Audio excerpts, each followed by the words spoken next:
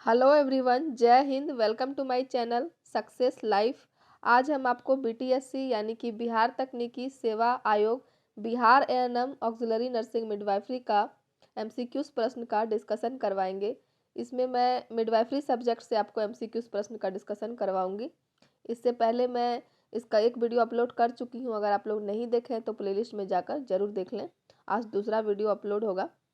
तो यह बुक जो है यह साइंटिफिक पब्लिकेशन का बुक है और यह एक तरह का गाइड है जो एएनएम प्रतियोगी परीक्षा के लिए बहुत ही इम्पोर्टेंट बुक है। तो जैसा कि आप सबको पता है कि एएनएम की परीक्षा अगले ही महीने 3 पालियों में होगी, 5 जनवरी, 11 जनवरी और 12 जनवरी को। तो समय बहुत कम बचा है, इसलिए आप लोग परीक्षा की तैयारी में जोर शोर से लग जाइए। तो चलिए स्टार्ट करेंगे अब हम अपना दूसरे क्लास का। आज दूसरा क्लास होगा मिडवाइफरी का। और आज का पहला प्रश्न है, रिगली फॉरसेप। रिगली फॉरसेप किस प्रकार का फॉरसेप होता है? रिगली फॉरसेप जो है यह किस प्रकार का फॉरसेप होता है? तो इसका उत्तर हो जाएगा ऑप्शन नंबर सी, छोटी फॉरसेप्स होता है। अगला है, गर्भावस्था में एचआईवी की स्क्रीनिंग के लिए किया जाने वाला टेस्ट कौन सा है? गर्भावस्था में एचआईवी की स्क्रीनिंग के लिए किया जाने वाला टेस्ट कौन सा होता है? तो इसका उत्तर है option number D, enzyme immunoassay. अगला प्रश्न है, झिल्ली को फाड़ना। झिल्ली को फाड़ना किस प्रकार का प्रवर्तन होता है? झिल्ली को फाड़ना किस प्रकार का प्रवर्तन होता है? तो इसका उत्तर है ऑप्शन नंबर बी, शल्य चिकित्सकीय। शल्य चिकित्सकीय झिल्ली को फाड़ना एक प्रकार का प्रवर्तन होता है। ऑप्शन नंबर बी इसका सही उत्तर हो जाएगा। तो जैसे जैसे मैं आपको इसका आंसर बता रही हूँ, आप लोग भी कमेंट में आंसर बता सकते हैं कि आप लोग का कितना स्कोर आ रहा है। तो जैसे जैसे मैं बताऊंगी वैसे वैसे आप लोग भी इसका मेरे बताने के पहले ही कमेंट कीजिए, ताकि आप लोग बता सके कि आपका स्कोर कितना आ रहा है। तो अगला प्रश्न है, किस प्रकार की जुड़वा गर्भावस्था में भ्रूण का लिंग समान होता है? किस प्रकार की जुड़वा गर्भावस्था में भ्रूण का लिंग समान होता है? तो इसका उत्तर हो जाएगा यूनिओव्यूलर।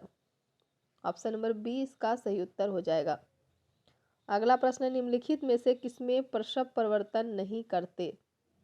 तो इसका उत्तर है उच्च जोखिम गर्भावस्था में प्रसव परिवर्तन नहीं करते। ऑप्शन नंबर डी इसका सही उत्तर हो जाएगा। अगला प्रश्न है, कौन सी एंटीबॉडी अपरा को पार कर भ्रूण तक पहुंचती है? अपरा को पार कर भ्रूण तक पहुंचती है कौन सी एंटीबॉडी? तो इसका उत्तर ऑप्शन नंबर ए, आईजीजी। अगला प्रश्न है, जुड़वा गर्भावस्था में इंजेक्शन ऑक्सीटोसिन सामान्य प्रसव में किसकी डिलीवरी के बाद देना चाहिए? तो दूसरा जुड़वा की डिलीवरी के बाद देना चाहिए। जुड़वा गर्भावस्था में इंजेक्शन ऑक्सीटोसिन जो है सामान्य प्रसव में दूसरा जुड़वा डिलीवरी के बाद देना चाहिए। ऑप्शन नंबर सी इसका सही उत्तर हो जाएगा। अगला है, अंतर गर्भाशय भ्रूण मृत्यु द्वारा उत्पन्न गहन जटिलता है। अंतर गर्भाशय भ्रूण मृत्यु द्वारा उत्पन्न गहन जटिलता है डीआईसी। ऑप्शन नंबर ए इसका सही उत्तर होगा। अगला प्रश्न है, कॉर्ड प्रोलैप्स में जब कॉर्ड प्रस्तुति भाग के आगे की तरफ होती है तथा झिल्ली भी अखंड होती है तो उसे क्या कहते हैं? तो उसे क्या कहते हैं? उसे कॉर्ड प्रस्तुति कहते हैं। ऑप्शन नंबर बी इसका सही उत्तर हो जाएगा। आगे देखेंगे, एलएससीएस के बाद माँ को स्तनपान कब शुरू करना चाहिए? एलएससीएस के बाद माँ को स्तनपान शुरू कब करना चाहिए? तो इसका उत्तर हो जाएगा ऑप्शन नंबर डी, ऑपरेशन के 4 घंटे बाद। जैसे सिजेरियन होता है, एलएससीएस का फुल फॉर्म है लोअर सेगमेंट सिजेरियन सेक्शन। तो जब सिजेरियन होता है उसके बाद माँ को स्तनपान कब शुरू करना चाहिए? तो ऑपरेशन के 4 घंटे बाद। ऑप्शन नंबर डी इसका सही उत्तर हो जाएगा। अगला प्रश्न है, तंत्रिका पेशीय मेलजोल के व्याख्यान में प्रयोग किया जाने वाला शब्द है। तंत्रिका पेशीय मेलजोल के व्याख्यान में प्रयोग किया जाने वाला शब्द कौन सा है? तो इसका उत्तर है option number A, polarity. Option number A इसका सही उत्तर हो जाएगा। अगला प्रश्न है, भारत में निम्न में से कौन सा कारण मां की मृत्यु दर को अधिक प्रभावित करता है? भारत में निम्न में से कौन सा कारण मां की मृत्यु दर को अधिक प्रभावित करता है? तो इसका उत्तर है ऑप्शन नंबर सी, ए और बी दोनों। अनीमिया और टॉक्सीमिया दोनों मां की मृत्यु दर को भारत में अधिक प्रभावित करता है। ऑप्शन नंबर सी इसका सही उत्तर हो जाएगा। अगला प्रश्न है, एड्स की रोकथाम में उपयोगी गर्भ निरोधक है। एड्स की रोकथाम में उपयोगी गर्भ निरोधक कौन सा होगा? तो कॉन्डोम होगा। ऑप्शन नंबर बी इसका सही उत्तर है। अगला प्रश्न है, पिट्यूटरी ग्लैंड स्थित होता है। पिट्यूटरी ग्लैंड स्थित होता है, कहाँ पर स्थित होगा? तो इसका उत्तर है ऑप्शन नंबर डी, मस्तिष्क पर पिट्यूटरी ग्लैंड स्थित होता है। अगला है, अबर्प्सियो। अबर्प्सियो प्लेसेंटा का अर्थ क्या है? अबर्प्सियो प्लेसेंटा का अर्थ क्या है? तो समय से पहले अपराग का पृथक्करण। ऑप्शन नंबर डी इसका सही उत्तर हो जाएगा।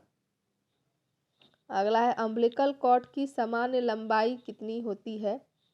अम्बिलिकल कॉर्ड की सामान्य लंबाई कितनी होगी? तो इसका उत्तर है ऑप्शन नंबर सी, 50 सेमी होगी। निषेचन के लिए शुक्राणु का जीवन होता है।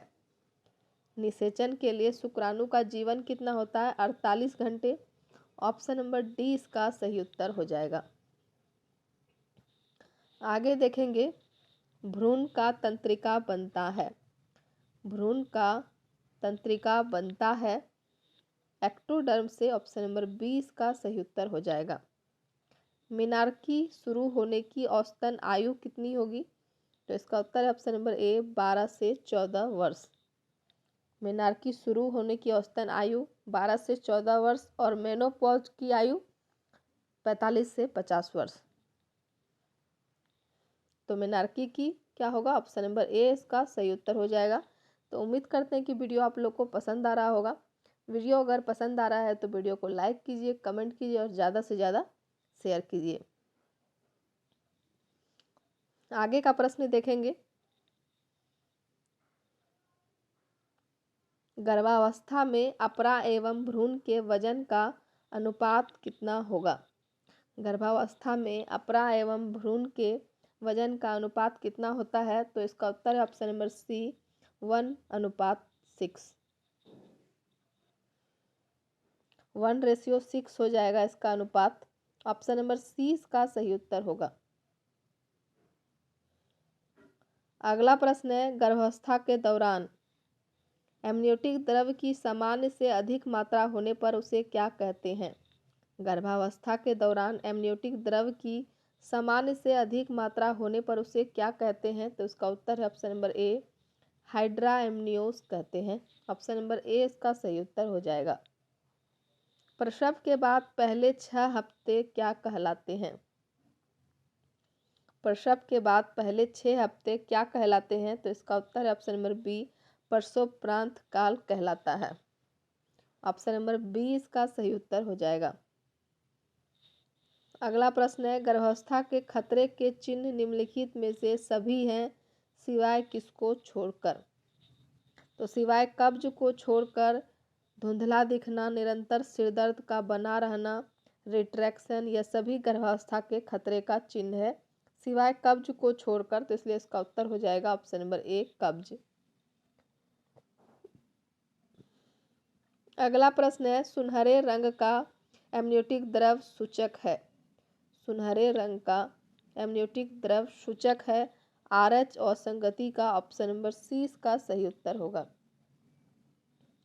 ऑरल थ्रस का कारण होता है।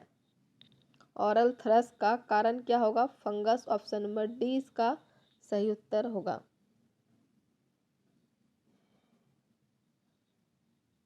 अगला प्रश्न देखेंगे, ईडीडी से 2 हफ्ते आगे, ईडीडी से 2 हफ्ते आगे तक गर्भावस्था की निरंतरता बना रहना क्या कहते हैं? ईडीडी से 2 हफ्ते आगे तक गर्भावस्था की निरंतरता बना रहना क्या कहेंगे? तो इसका उत्तर ऑप्शन नंबर ए, दीर्घकालीन गर्भावस्था। ऑप्शन नंबर ए इसका सही उत्तर हो जाएगा। अगला है, वह दवाएं जो गर्भाशय संकुचन की रोकथाम के लिए प्रयोग की जाती है वह कौन सी होती है? तो वह टोकोलाइटिक दवाएं होती है। टोकोलाइटिक दवा जो है गर्भाशय संकुचन की रोकथाम के लिए प्रयोग की जाती है। ऑप्शन नंबर बी इसका सही उत्तर हो जाएगा। अगला प्रश्न है, लेन्यूगो का मतलब क्या होगा? लेन्यूगो का मतलब क्या होगा? तो इसका उत्तर है ऑप्शन नंबर डी, शिशु के शरीर पर उपस्थित अच्छे बाल। आगे देखेंगे, ब्रैक्सटन हिक्स का मतलब क्या होगा? ब्रैक्सटन हिक्स का मतलब, तो इसका उत्तर है ऑप्शन नंबर सी, पीड़ा रहित गर्भाशय संकुचन। ऑप्शन नंबर सी इसका सही उत्तर हो जाएगा। आरोपण निषेचन के कितने दिन बाद होता है? तो 7वें दिन बाद होता है। आरोपण जो है निषेचन के 7वें दिन बाद होता है। ऑप्शन नंबर बी इसका सही उत्तर हो जाएगा। आगे देखेंगे, गर्भाशय गुहा की लंबाई का आकलन करने के लिए प्रयोग किए जाने वाले उपकरण को क्या कहते हैं? गर्भाशय गुहा की लंबाई को आकलन करने के लिए प्रयोग किए जाने वाले उपकरण को क्या कहते हैं? तो इसका उत्तर है ऑप्शन नंबर बी, गर्भाशय साउंड कहते हैं। ऑप्शन नंबर बी इसका सही उत्तर हो जाएगा। मासिक धर्म के दौरान होने वाली पीड़ा को क्या कहेंगे? तो इसका उत्तर है ऑप्शन नंबर ए, डिस्मेनोरिया कहते हैं। ऑप्शन नंबर ए इसका सही उत्तर हो जाएगा। अगला प्रश्न है, प्रसव की तृतीय अवस्था के बाद तथा 24 घंटे के अंदर होने वाले रक्तस्राव को क्या कहते हैं? तो प्राथमिक पीपीएच कहते हैं। ऑप्शन नंबर बी इसका सही उत्तर हो जाएगा। अगला प्रश्न हो जाएगा, निम्नलिखित में से किस अवस्था में मां को स्तनपान नहीं कराना चाहिए? निम्नलिखित में से किस अवस्था में मां को स्तनपान नहीं कराना चाहिए? तो इसका उत्तर है ऑप्शन नंबर सी, स्तन शोथ। स्त्री की योनि में सामान्यतः रहने वाला जीवाणु होता है। तो स्त्री की योनि में सामान्यतः कौन सा जीवाणु रहने वाला होता है? तो इसका उत्तर है option number D, Doderlein's bacilli. Option number D इसका सही उत्तर हो जाएगा। अगला प्रश्न है, मां से भ्रूण को पोषण इस प्रकार द्वारा पहुंचाया जाता है। मां से भ्रूण को पोषण इस प्रकार द्वारा पहुंचाया जाता है। किस प्रकार? तो ऑप्शन नंबर सी, विसरण द्वारा पहुंचाया जाता है। अगला प्रश्न है, इफेसमेंट का अर्थ है सर्विक्स का, इफेसमेंट का अर्थ है सर्विक्स का पतला होना। ऑप्शन नंबर ए इसका सही उत्तर हो जाएगा।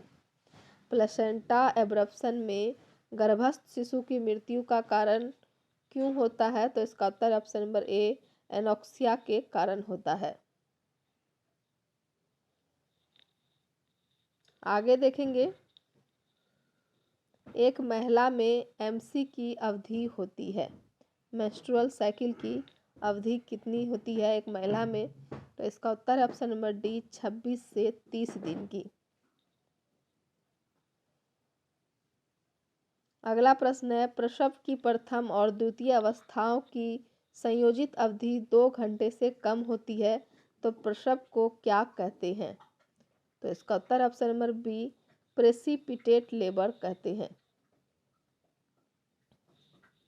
अगला है, इर्गोमेट्रिन की 0.5 mg मात्रा मंसान गर्द इर्गोमेट्रिन की 0.5 mg मात्रा मसांत गर्द देने पर इसका गर्भाशय पर प्रभाव होने लगता है। कितने मिनट में? तो 7 मिनट में प्रभाव होने लगता है। ऑप्शन नंबर डी इसका सही उत्तर हो जाएगा। अगला प्रश्न है, 21वें गुणसूत्र का संबंध होता है, किससे होता है? डाउन सिंड्रोम से। ऑप्शन नंबर ए इसका सही उत्तर हो जाएगा।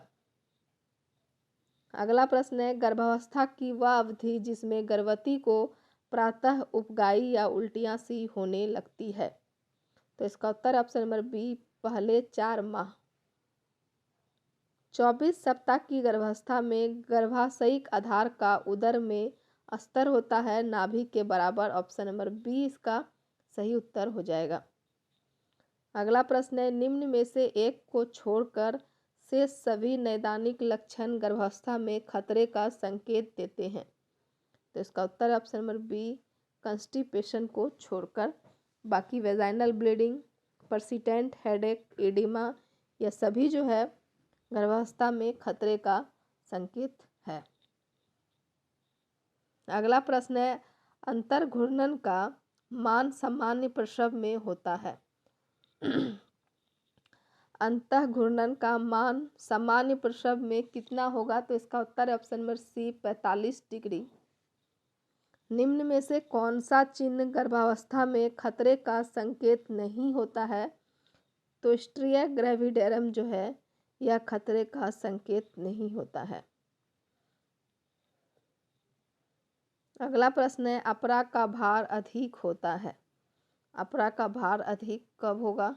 तो सामान्य गर्भाशय में होगा। ऑप्शन नंबर ए इसका सही उत्तर हो जाएगा। आगे का प्रश्न देखेंगे, चेहरा प्रस्तुति में गर्भ के सिर का श्रोणि में फंसने वाला व्यास क्या कहलाता है? तो इसका उत्तर है ऑप्शन नंबर डी, सबमेंटोब्रैगमेटिक डायमीटर कहलाता है। ऑप्शन नंबर डी इसका सही उत्तर हो जाएगा। अगला प्रश्न है, गर्भवेष्टन के पुटीय अपजनन को क्या कहते हैं? तो इसका उत्तर है ऑप्शन नंबर डी, जल स्फोट रूपी मांसपिंड।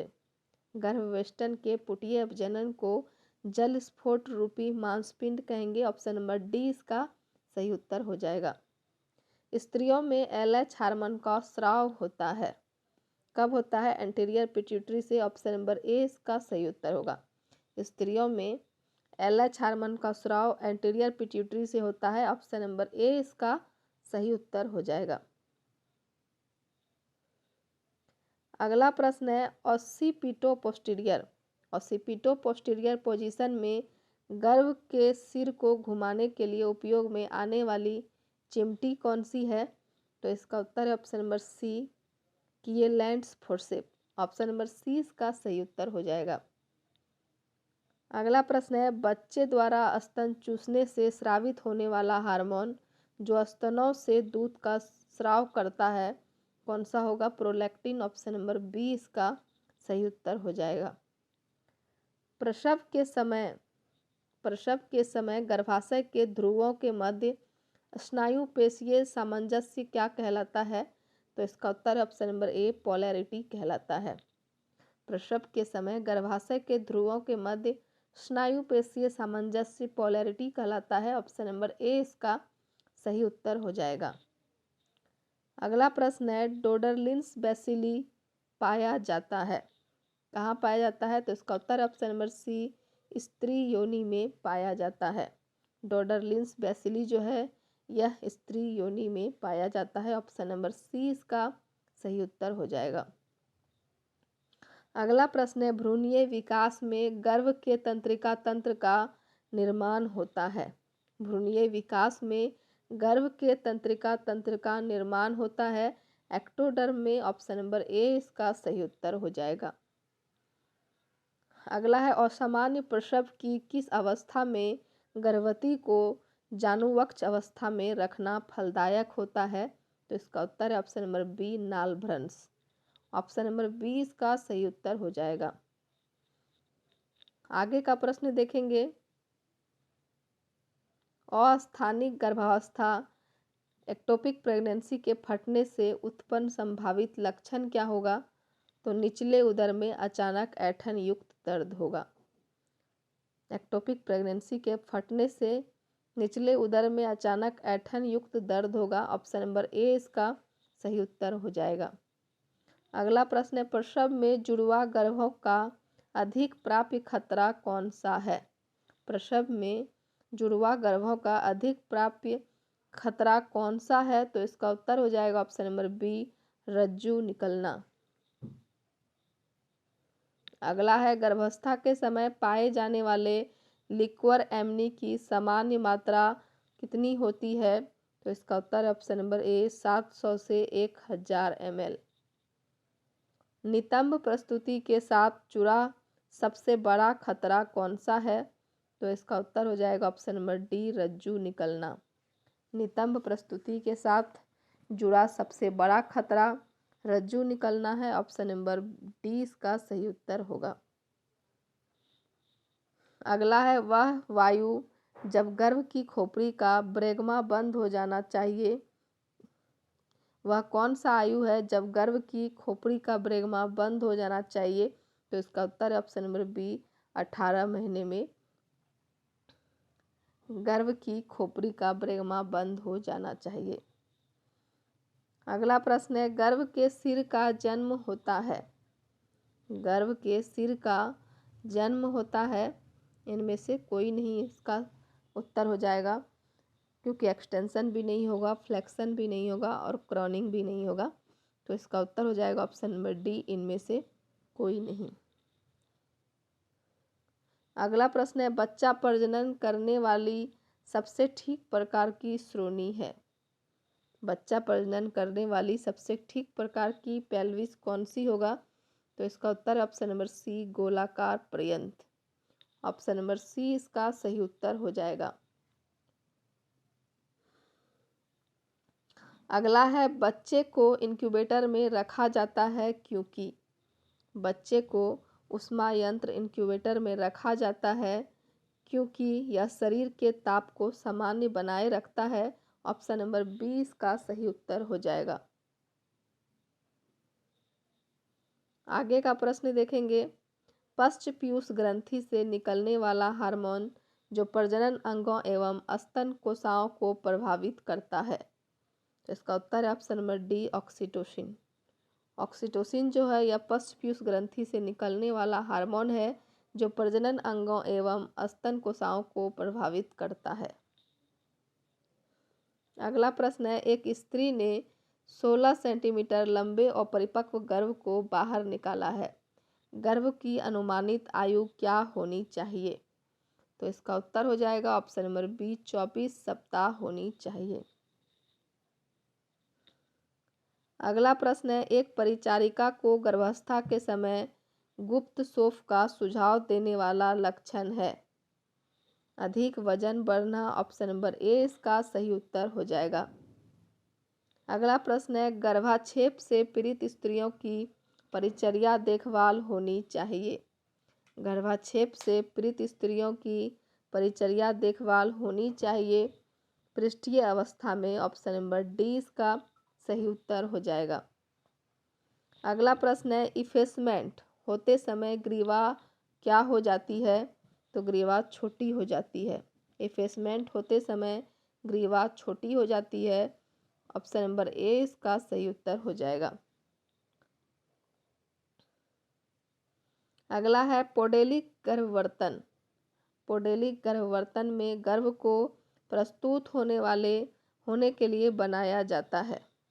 तो इसका उत्तर ऑप्शन नंबर सी, एक या दोनों निचले उपांगों द्वारा बनाया जाता है। पोडेलिक गर्भवर्तन में गर्भ को प्रस्तुत होने के लिए एक या दोनों निचले उपांगों द्वारा बनाया जाता है। ऑप्शन नंबर सी इसका सही उत्तर हो जाएगा।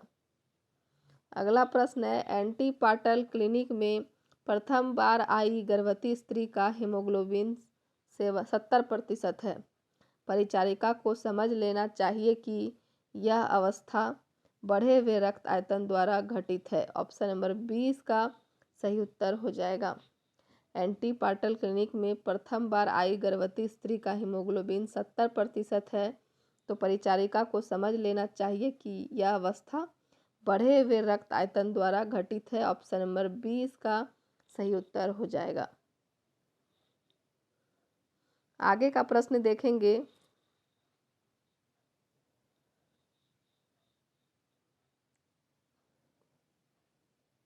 उम्मीद करते हैं कि वीडियो आप लोग को पसंद आ रहा होगा। वीडियो अगर पसंद आ रहा है तो वीडियो को लाइक कीजिए, कमेंट कीजिए और ज़्यादा से ज़्यादा शेयर कीजिए।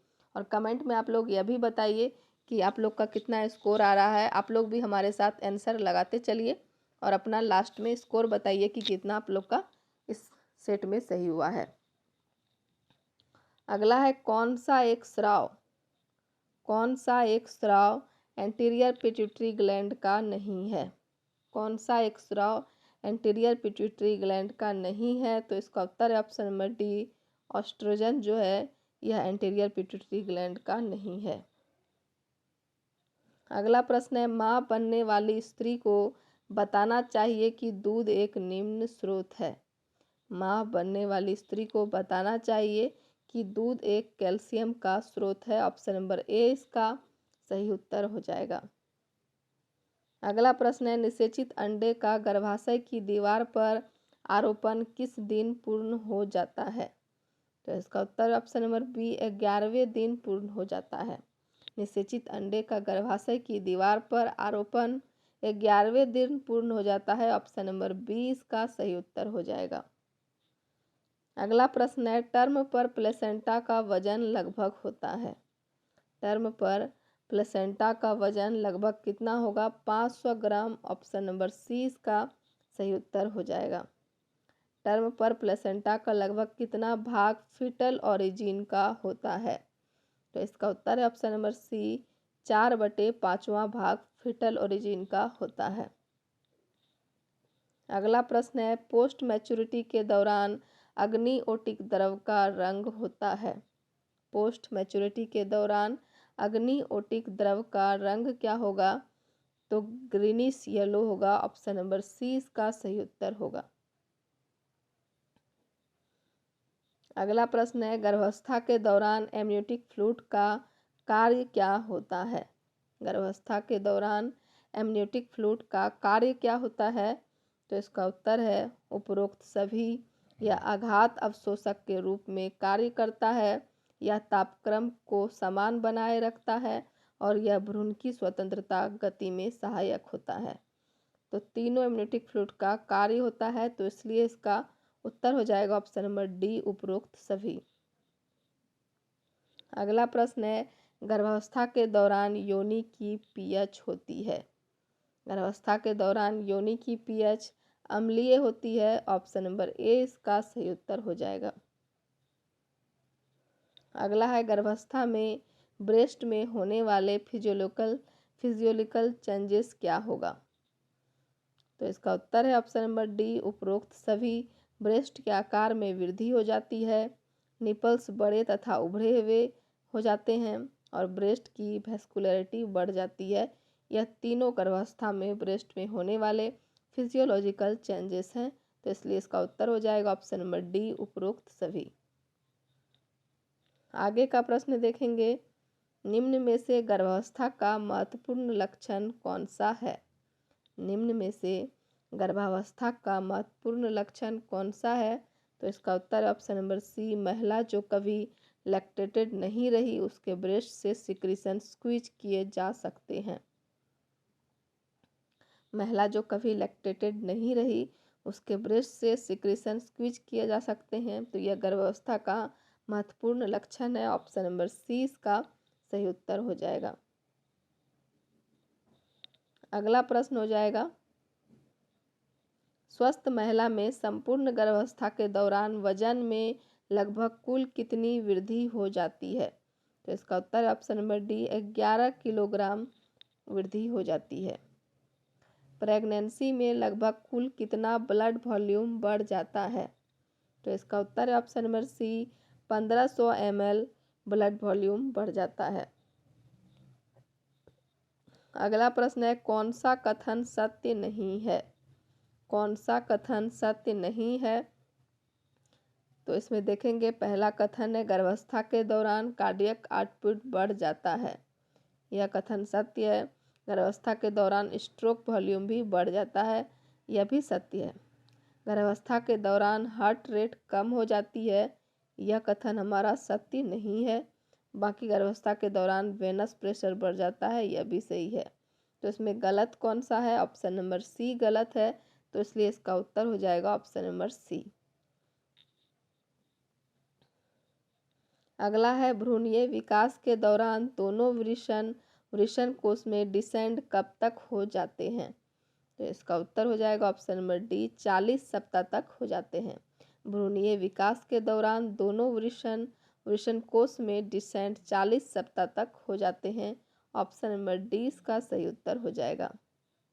अगला प्रश्न है, गर्भावस्था के दौरान कौन से अंग में फिजियोलॉजिकल चेंजेस होते हैं? तो इसका उत्तर हो जाएगा ऑप्शन नंबर डी उपरोक्त सभी। गर्भाशय में, योनि में और स्तन में, तीनों में फिजियोलॉजिकल चेंजेस होते हैं गर्भावस्था के दौरान।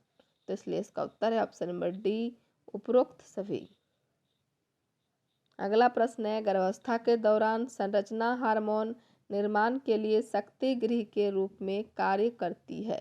कौन शक्ति गृह के रूप में कार्य करेगी? तो इसका उत्तर है ऑप्शन नंबर बी, प्लेसेंटा। गर्भावस्था के दौरान संरचना हार्मोन निर्माण के लिए शक्ति गृह के रूप में कार्य प्लेसेंटा करती है। ऑप्शन नंबर बी इसका सही उत्तर हो जाएगा। अगला प्रश्न है, मानव में प्रारंभिक गर्भावस्था को बनाए रखती है।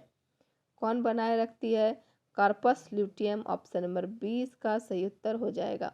मानव में प्रारंभिक गर्भावस्था को बनाए रखती है corpus luteum. Option number B. आगे देखेंगे, निम्न में से कौन सा मादा जननांग है? निम्न में से कौन सा मादा जननांग है? तो इसका उत्तर है ऑप्शन नंबर डी, उपयुक्त सभी। अंडाशय, गर्भाशय और क्लाइटोरिस तीनों मादा जननांग हैं, इसलिए इसका उत्तर हो जाएगा ऑप्शन नंबर डी, उपयुक्त सभी। अगला प्रश्न है, ब्रेस्ट निम्न में से किस ग्रंथि का मॉडिफिकेशन है? तो इसका उत्तर हो जाएगा ऑप्शन नंबर बी, श्वेत ग्रंथि का मॉडिफिकेशन है। तो इसका उत्तर हो जाएगा श्वेत ग्रंथि। ब्रेस्ट निम्न में से किस ग्रंथि का मॉडिफिकेशन है? तो इसका उत्तर है ऑप्शन नंबर बी, श्वेत ग्रंथि। इसका स्वेट ग्लैंड इसका सही उत्तर हो जाएगा। अगला प्रश्न है, गर्भावस्था की वह समय अवधि जिसे प्रथम तिमाही कहा जाता है। तो इसका उत्तर है ऑप्शन नंबर ए, प्रथम 12 सप्ताह जो है इसे प्रथम तिमाही कहा जाता है, फर्स्ट ट्राइमेस्टर। तो ऑप्शन नंबर ए इसका सही उत्तर हो जाएगा। अगला प्रश्न है, गर्भावस्था की वह समय अवधि जो द्वितीय तिमाही के नाम से जानी जाती है। तो इसका उत्तर है ऑप्शन नंबर सी, 13 से 28 सप्ताह को द्वितीय तिमाही सेकेंड ट्राइमेस्टर के नाम से जानी जाती है। अगला है, गर्भावस्था का वह टाइम पीरियड जिसे थर्ड ट्राइमेस्टर कहा जाता है। तो इसका उत्तर हो जाएगा ऑप्शन नंबर ए, 29 से 40 सप्ताह। ऑप्शन नंबर ए इसका सही उत्तर हो जाएगा। अगला है, मानव में गर्भावस्था की अवधि होती है। मानव में गर्भावस्था की अवधि कितनी होती है? तो इसका उत्तर हो जाएगा ऑप्शन नंबर डी, उपरोक्त सभी सही हैं। 280 दिन का, 10 ल्यूनार महीने का और 9 कैलेंडर महीने प्लस 7 दिन का। तो सभी इसका सही उत्तर हो जाएगा। ऑप्शन नंबर डी इसका सही उत्तर होगा। अगला प्रश्न है, सप्ताह की प्रेगनेंसी में गर्भाशय का आकार हो जाता है। सप्ताह की प्रेगनेंसी में गर्भाशय का आकार कैसा हो जाएगा? तो इसका उत्तर ऑप्शन नंबर सी, भ्रूण के सिर के समान हो जाएगा। एक सप्ताह की प्रेगनेंसी में गर्भाशय के आकार भ्रूण के सिर के समान हो जाएगा। ऑप्शन नंबर सी इसका सही उत्तर हो जाएगा। अगला प्रश्न है, प्रेगनेंसी टेस्ट से संबंधित निम्न में से कौन सा कथन सत्य नहीं है? प्रेगनेंसी टेस्ट से संबंधित निम्न में से कौन सा कथन सत्य नहीं है? तो इसका उत्तर हो जाएगा ऑप्शन नंबर ए, कंसेप्शन के 2 से 4 दिन बाद मैटरनल सीरम अथवा यूरिन में एचसीजी को डिटेक्ट करके प्रेगनेंसी का डायग्नोसिस किया जा सकता है। हमारा यह कथन सत्य नहीं है। 12 सप्ताह बाद प्रेगनेंसी टेस्ट विश्वसनीय नहीं होते हैं, यह भी सत्य नहीं है। इसमें पूछ रहा है, प्रेगनेंसी टेस्ट से संबंधित निम्न में से कौन सा कथन सत्य नहीं है? तो ऑप्शन नंबर ए जो है यह सत्य नहीं है। कंसेप्शन के 2 से 4 दिन बाद मैटरनल सीरम अथवा यूरिन में एचसीजी को डिटेक्ट करके प्रेगनेंसी का डायग्नोसिस किया जाता है, यह कथन सत्य नहीं है। ऑप्शन नंबर ए इसका सही उत्तर होगा। बाकी यह तीनों कथन जो है यह इसका सत्य कथन है। आगे का प्रश्न देखेंगे, अल्ट्रासोनोग्राफी द्वारा इंट्राडेसिडुअल गेस्टेशन सैक को सर्वप्रथम आइडेंटिफाई किया जा सकता है। अल्ट्रासोनोग्राफी द्वारा इंट्राडेसिडुअल गेस्टेशन सैक को सर्वप्रथम आइडेंटिफाई किया जा सकता है। कब किया जा सकता है? तो गेस्टेशन के 19 से 35 दिन में। ऑप्शन नंबर बी इसका सही उत्तर हो जाएगा। 29 से 35 दिन के अंदर में अल्ट्रासोनोग्राफी द्वारा इंट्राडेसिडुअल गैस्ट्रेशन सैक को सर्वप्रथम आइडेंटिफाई किया जा सकता है। ऑप्शन नंबर बी इसका सही उत्तर हो जाएगा। अगला प्रश्न है 36 सप्ताह की प्रेगनेंसी के बाद फंडल हाइट 32 सप्ताह के लेवल पर आ जाती है, इसका कारण क्या है? इसका कारण है प्रेजेंटिंग पार्ट का एंगेजमेंट हो जाना। 36 सप्ताह की प्रेगनेंसी के बाद फंडल हाइट 32 सप्ताह के लेवल पर आ जाती है, इसका कारण है प्रेजेंटिंग पार्ट का एंगेजमेंट हो जाना। ऑप्शन नंबर डी इसका सही उत्तर हो जाएगा। अगला प्रश्न है मानव पेल्विस में एंगल ऑफ इंक्लिनेशन होता है। मानव पेल्विस में एंगल ऑफ इंक्लिनेशन कितना होता है? तो इसका उत्तर है ऑप्शन नंबर ए 55 डिग्री। तो यह हमारा अंतिम प्रश्न था। वीडियो समाप्त करते हैं। उम्मीद करते हैं कि वीडियो आप लोग को पसंद आया होगा। वीडियो अगर पसंद आया तो वीडियो को लाइक कीजिए, कमेंट कीजिए और ज़्यादा से ज़्यादा शेयर कीजिए ताकि सभी एएनएम छात्राओं के पास वीडियो पहुंच सके और वीडियो का लाभ उठा सके। और जो लोग भी चैनल पर नए जुड़े हैं हमारे चैनल को सब्सक्राइब कीजिए और अपना स्कोर कमेंट में बताइए कि आप लोग को कितना स्कोर आया है। तो चलिए धन्यवाद, मिलते हैं अगले वीडियो में।